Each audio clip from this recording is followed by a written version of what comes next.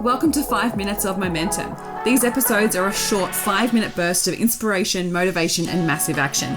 If you need that little kick up the butt to get things moving and to inspire you to take massive action, then every single Thursday I'll be sending you through a 5-minute episode to download, digest, and implement to finish your week off strong. Are you ready to get started?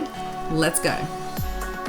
Welcome back to 5 Minutes of Momentum. Today I want to talk to you about permission and how sometimes it can be disguised as lacking confidence.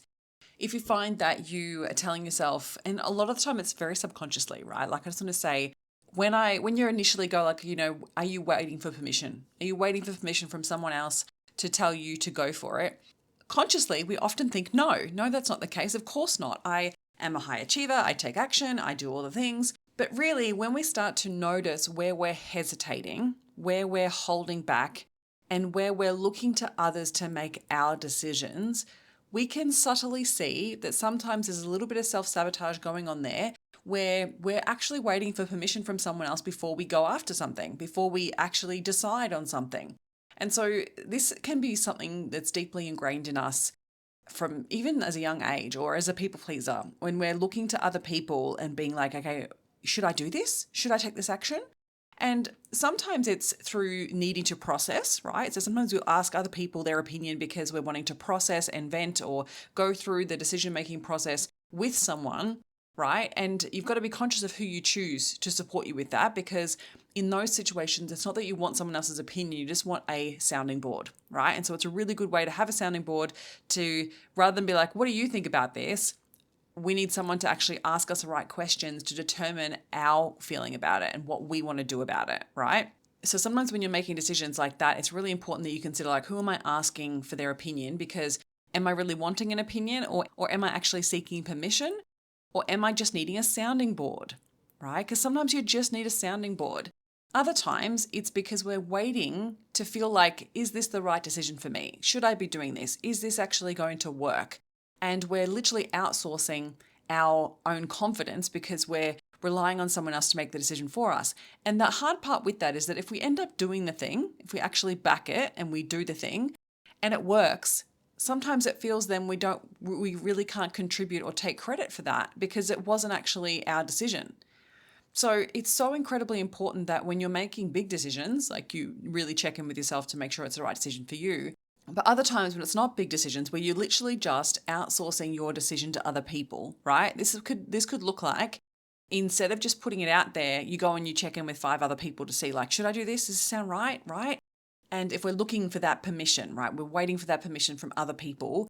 And this is very different to working with a coach, right? So a good coach will be your sounding board and won't just give you the answer and won't just say like, I think you should go do this, right?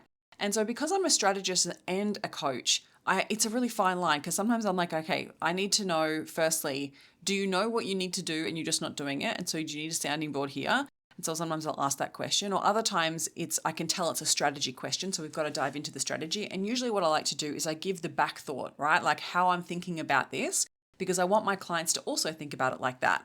And in a good way. So then down the track, when they're making a similar decision, they actually go through the thought process themselves instead of then asking me again, because I want them to be self-accountable. I want them to be giving themselves the validation that they need in order to make their next move.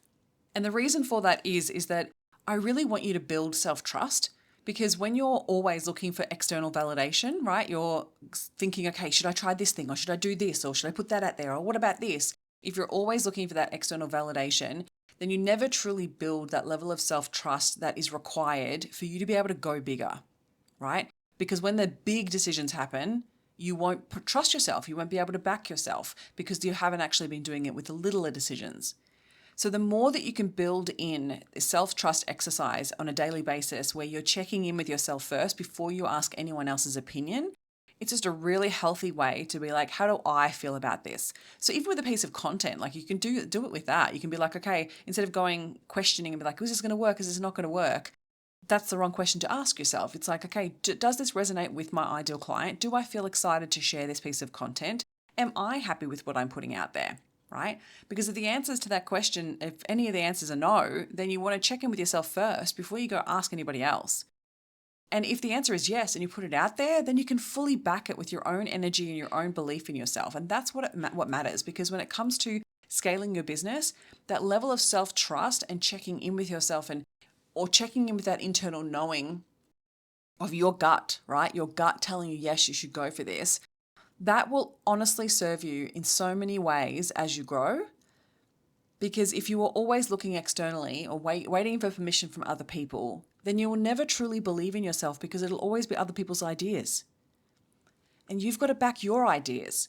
So if at any point this week that you go to put something out there, or you go to think about doing something that's bigger or scarier, and you think, oh, I'm not really confident yet, and you start asking other people what they think, I want you to stop doing that and actually ask yourself, what would it take to back myself in this? And do I want to do this? And if I want to do this, what is it going to take to back myself? That's what matters.